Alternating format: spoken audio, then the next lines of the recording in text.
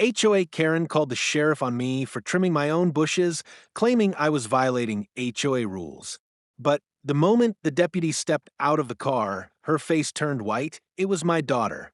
I had just retired and moved back into the home I built with my own two hands over 20 years ago. All I wanted was peace, morning coffee, a little gardening, and quiet days. But the new HOA president, Karen, treated my return like an invasion. She cited me for everything: trimming bushes on weekends, hanging wind chimes, even running sprinklers before 9 a.m. Then one morning I got a notice. The next, she called the sheriff. I was halfway through trimming the vines along my backyard fence, something I'd done 100 times, when a sheriff's cruiser rolled up to my driveway. Karen was already out front, arms folded like she was leading a SWAT raid.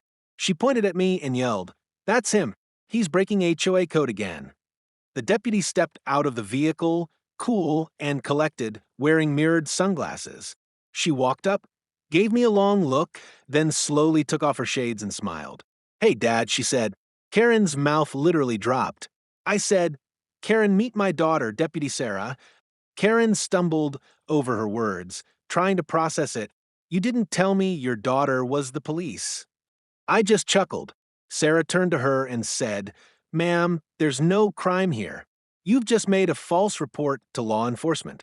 Karen tried to argue, but Sarah shut her down. Watching Karen shrivel in real time? Absolutely priceless. Karen didn't say a word after that, just stood there, humiliated, while my daughter calmly reminded her that filing false reports could lead to real consequences. Word spread through the neighborhood like wildfire. The man Karen tried to bully was the father of a deputy sheriff.